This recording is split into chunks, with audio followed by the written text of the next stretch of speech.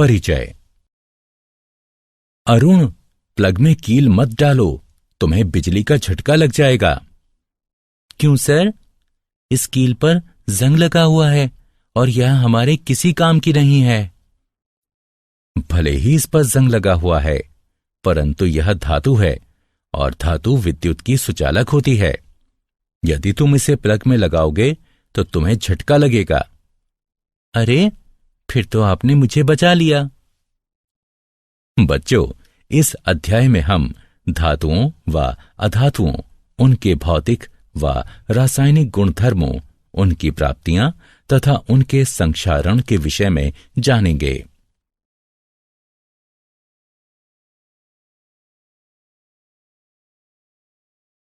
उद्देश्य। इस पाठ के अंत में आप निम्न करने में सक्षम हो जाएंगे: धातुओं व अधातुओं के भौतिक एवं रासायनिक गुणधर्मों का वर्णन करना, यह समझना कि धातुएं कैसे प्रतिक्रिया करती हैं, धातुओं की उपस्थिति की व्याख्या करना, संक्षारण की व्याख्या करना। भौतिक गुणधर्म धातुएं। दैनिक जीवन में आप अनेक धातुओं एवं अधातुओं के संपर्क में आते हैं। उदाहरणार्थ, वह हथौड़ा जिससे आप कील ठोकते हैं एक धातु है। लोहे से निर्मित कील भी एक धातु है। आइए धातुओं के भौतिक गुणधर्मों पर दृष्टि डालते हैं। धातुओं के भौतिक गुणधर्म निम्नलिखित हैं। भौतिक अवस्था। धातुएं कमरे के तापमान पर ठोस होती हैं। उदाहरणार्थ, लोहा, एल्यूमीनियम।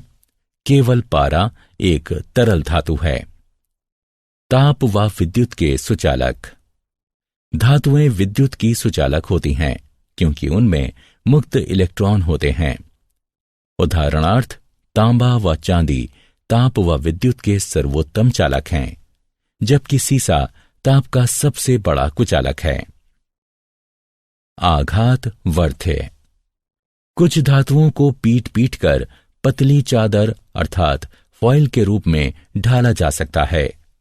उदाहरणार्थ, लोहे को गर्म किया जाता है और फिर पीट पीट कर उसे विभिन्न वस्तुओं, फाइलों व आकारों में ढाला जाता है। तन्य। धातु से पतले तार भी खींचे जा सकते हैं। उदाहरणार्थ, 100 ग्राम चांदी से लगभग 200 मीटर लंबा तार खींचा जा सकता है। चमक। धातुएं अपनी चमकीली सतह से प्रकाश को परावर्तित करती हैं। उन पर पॉलिश भी की जा सकती है। उदाहरणार्थ, सोना, चांदी एवं तांबा चमकीली सतह वाली धातुएं हैं और इन पर पॉलिश भी की जा सकती है।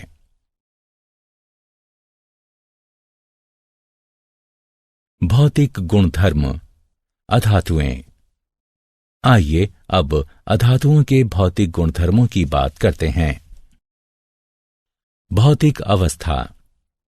अधातुएं कमरे के तापमान पर ठोस, द्रव अथवा गैसीय अवस्था में पाई जाती हैं। गैस ऑक्सीजन, क्लोरीन, फ्लोरीन, द्रव ब्रोमीन व ठोस कार्बन। अनाघात वर्ध्य व अतन्य। अधातुएं भंगुर होती हैं तथा उनसे ना तो तार बनाए जा सकते हैं और न ही उन्हें पीटकर पतली चादर के रूप में ढाला जा सकता है। ऊष्मा एवं विद्युत की कुचालक। अधातुएं ऊष्मा एवं विद्युत की कुचालक होती हैं, किंतु ग्रेफाइट कार्बन एक अपवाद है क्योंकि वह ऊष्मा का सुचालक है और इलेक्ट्रोड बनाने के काम आता है। चमक ना होना। अधातुओं में चमक नहीं होती और वे प्रकाश को परावर्तित नहीं करती।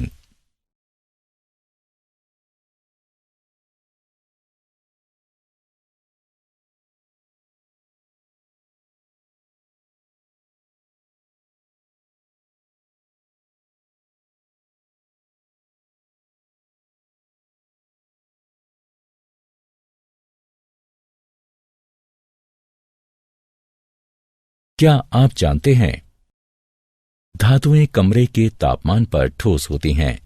इसका केवल एक अपवाद है, पारा, जो कि द्रव है। तरल धातु पारा ऊष्मा व विद्युत का सुचालक है। इसका घनत्व बहुत अधिक होता है। यह अत्यधिक विषैला होता है। अधातुएं विद्युत की कुचालक होती हैं, तथापि ग्रेफाइट, जो कि कार्बन का एक रूप है, विद्युत का सुचालक है। धातुओं के रासायनिक गुणधर्म। अब धातुओं के कुछ रासायनिक गुणधर्मों पर दृष्टि डालते हैं।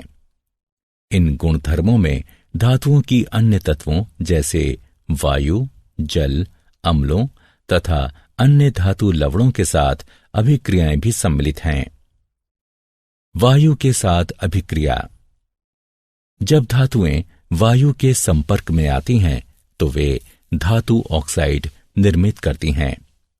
कुछ ऐसी धातुएं भी हैं जिनमें अम्लीय व क्षारकीय दोनों ही प्रकार के गुणधर्म पाए जाते हैं। ऐसी धातुओं को उभयधर्मी ऑक्साइड कहते हैं। जल के साथ अभिक्रिया। जब धातुएं जल के संपर्क में आती हैं तो वे धातु हाइड्रोक्साइड तथा हाइड्रोजन निर्मित करती हैं। धातुएं जल को धातु हाइड्रोक्साइड विलयन बनाती हैं। अम्लों के साथ अभिक्रिया। लवण व हाइड्रोजन बनाने के लिए धातुएं तनु अम्लों के साथ अभिक्रिया करती हैं। यह अभिक्रियाशीलता प्रत्येक धातु की भिन्न भिन्न होती है। तथापि जब धातुएं नाइट्रिक अम्ल के साथ अभिक्रिया करती हैं तो हाइड्रोजन गैस नहीं बनाती, क्योंकि यह अम्ल एक प्रबल ऑक्सीकरण करता है। अन्य धातु लवणों के विलयनों के साथ अभिक्रिया। एक अधिक अभिक्रियाशील धातु एक कम अभिक्रियाशील धातु को उसके लवण विलयन से स्थानांतरित करती है। सरल शब्दों में कहें तो यदि धातु आ धातु बा को उसके विलयन से विस्थापित करती है तो धातु आ धातु बा की अपेक्षा अधिक अभिक्रियाशील है। तथापि सभी धातुएं अभिक्रियाशील नहीं होती। इस अभिक्रिया में कॉपर सल्फेट में मौजूद तांबे को जस्ता यानी जिंक विस्थापित कर देता है।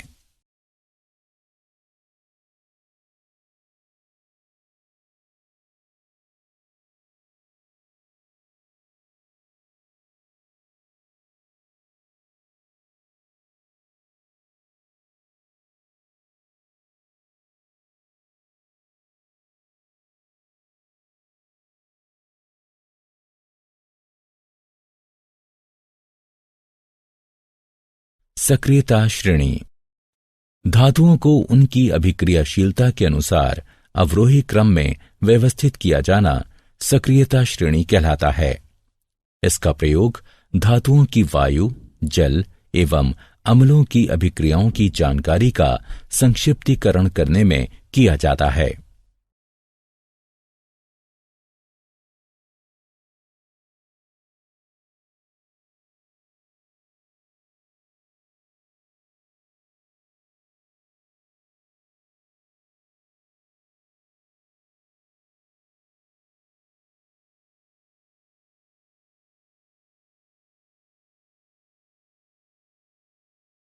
धातुएं एवं अधातुएं कैसे अभिक्रिया करती हैं? धातु के परमाणुओं के वाह्यतम कोश में 1 से 3 तक इलेक्ट्रॉन होते हैं, जबकि अधातु के परमाणुओं के वाह्यतम कोश में 4 से 8 तक इलेक्ट्रॉन होते हैं। अपवाद। इस नियम के 2 अपवाद हैं, हाइड्रोजन तथा हीलियम। इलेक्ट्रॉन का त्याग करने वाली धातुएं त्यागे गए इलेक्ट्रॉनों की संख्या के बराबर धनावेश अर्जित करती हैं तथा अधातुएं स्वीकारे गए इलेक्ट्रॉनों की संख्या के बराबर इलेक्ट्रॉन व ऋणावेश अर्जित करती हैं। जब धातु का कोई परमाणु 1, 2 या 3 इलेक्ट्रॉन अपने संयोजकता कोश से किसी अन्य अधातु परमाणु को देता है, जो कि उन इलेक्ट्रॉनों को स्वीकार किए जाने की क्षमता रखता हो तो उसे वैद्युत संयोजकता कहा जाता है। इसके परिणाम स्वरूप ये दोनों ही परमाणु एक निष्क्रिय गैस का ढांचा निर्मित करते हैं।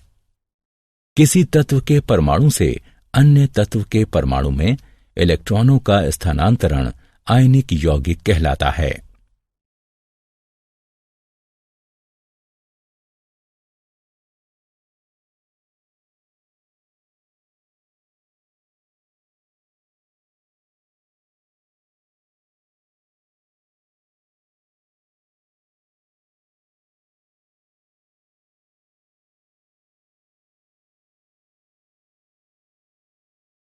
आयनिक यौगिकों के गुणधर्म।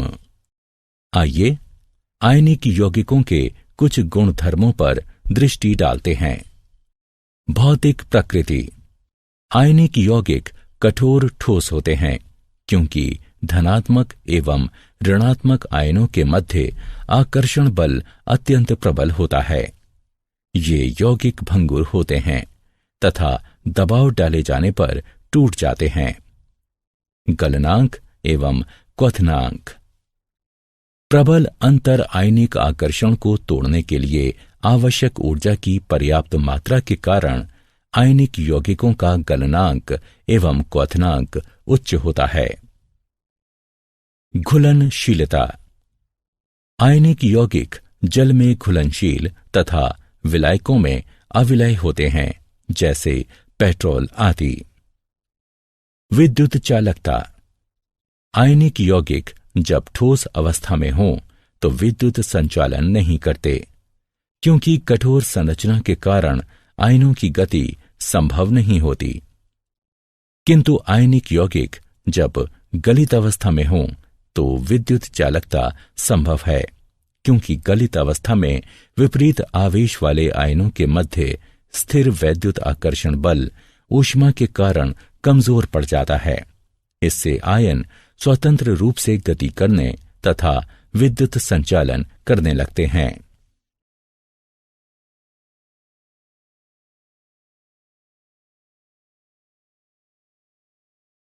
क्या आप जानते हैं, चुंबकीय प्रतिरोध के छोरों की तरह धनात्मक धनात्मक तथा ऋणात्मक ऋणात्मक आयनिक आबंधों का अस्तित्व नहीं होता है।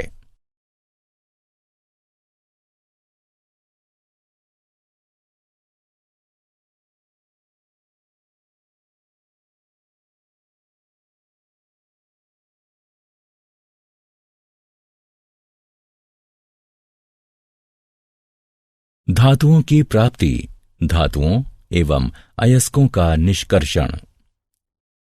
धरती धातुओं का सबसे बड़ा स्रोत है, तथापि सागर के जल में भी कुछ विलय लवण होते हैं।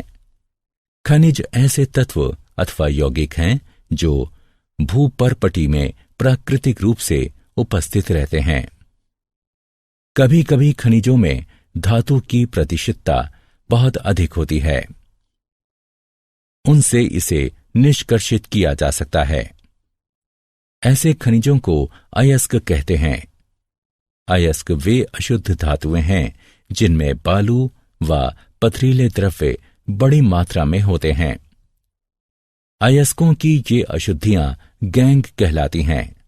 अयस्कों से धातु निष्कर्षित करने से पूर्व इन अशुद्धियों को दूर करना होता है।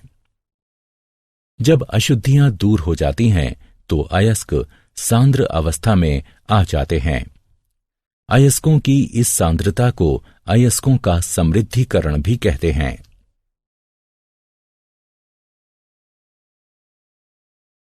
धातुओं का निष्कर्षण।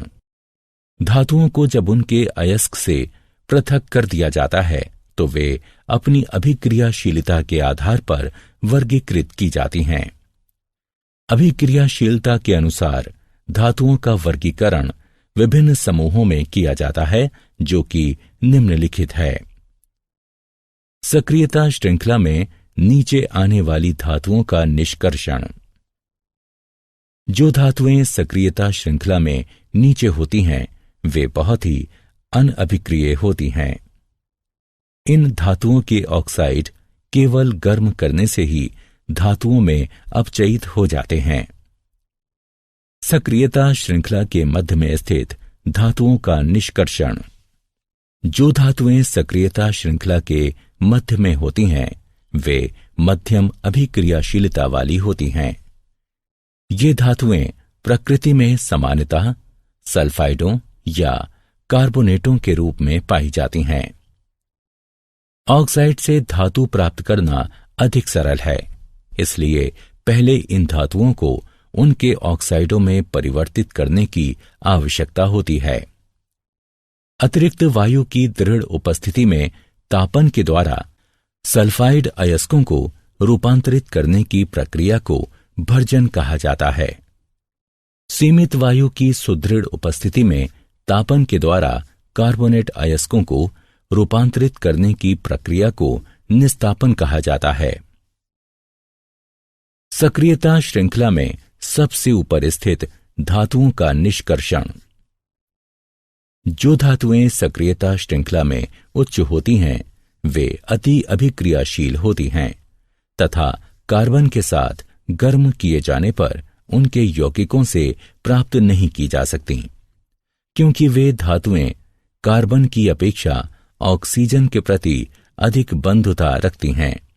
ये धातुएं विद्युत अपघटनी अपचयन के द्वारा प्राप्त की जाती हैं।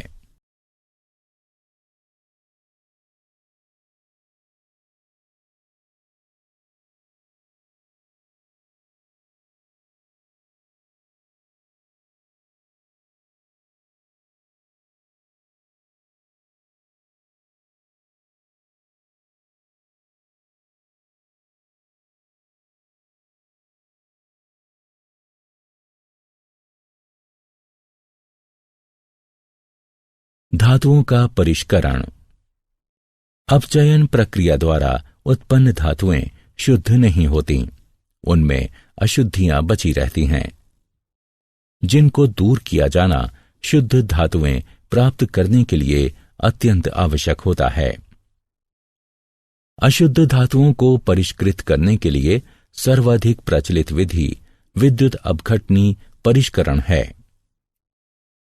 अनेक धातुओं का परिष्करण विद्युत अपघटन द्वारा किया जाता है।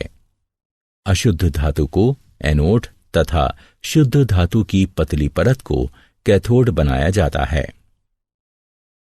धातु के लवण विलयन का उपयोग विद्युत अपघट्य के रूप में होता है। विद्युत अपघट्य से धारा प्रवाहित किए जाने पर एनोड पर स्थित अशुद्ध धातु विद्युत अपघट्य में घुल जाती है। इतनी ही मात्रा में शुद्ध धातु विद्युत अपघट्य से कैथोड पर निक्षेपित हो जाती है। विलय अशुद्धियां विलयन में चली जाती हैं, जबकि अविलय अशुद्धियां एनोड तली पर निक्षेपित हो जाती हैं। इन्हें एनोड मड कहते हैं।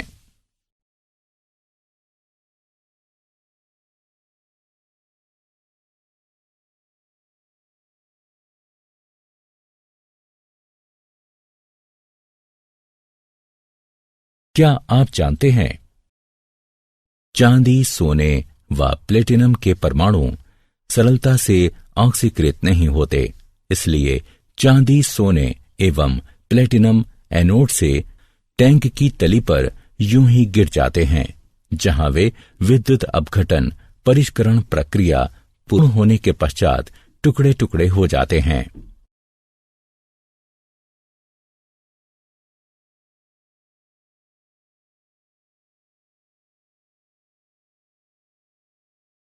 संक्षारण। रासायनिक रूप से सक्रिय धातुएं वायु में उपस्थित आर्द्रता के कारण संक्षारित हो जाती हैं। धातु की सतह पर जल की उपस्थिति में वायु में मौजूद ऑक्सीजन की प्रजारण अभिक्रिया को संक्षारण कहते हैं। उदाहरणार्थ लोहा व एल्यूमीनियम संक्षारित होते हैं, जबकि अनभिक्रियाशील धातुएं जैसे सोना, प्लेटिनम एवं पारा संक्षारित नहीं होती। संक्षारण रोकने की 3 विधियां हैं। बलि विषयक सुरक्षा। इसमें अधिक अभिक्रियाशील संरक्षित होने वाली धातु को प्रचारित किया जाता है तथा संरक्षित हो चुकी धातु को अविकल छोड़ दिया जाता है। मिश्रात 1, इसमें जंग रहित अयस्क बनने के लिए धातु में कोई अन्य धातु मिला दी जाती है। यशद लेपन, इसमें धातु पर जस्ते की पतली परत चढ़ा दी जाती है। इसे गैल्वनीकरण भी कहा जाता है। यह परत विद्युत अपघटनीय निक्षेपण द्वारा बनाई जाती है। सारांश, आइए हमने जो कुछ सीखा है उसे संक्षेप में दोहराएं। धातुएं विद्युत की सुचालक होती हैं, जबकि अधातुएं विद्युत की कुचालक होती हैं।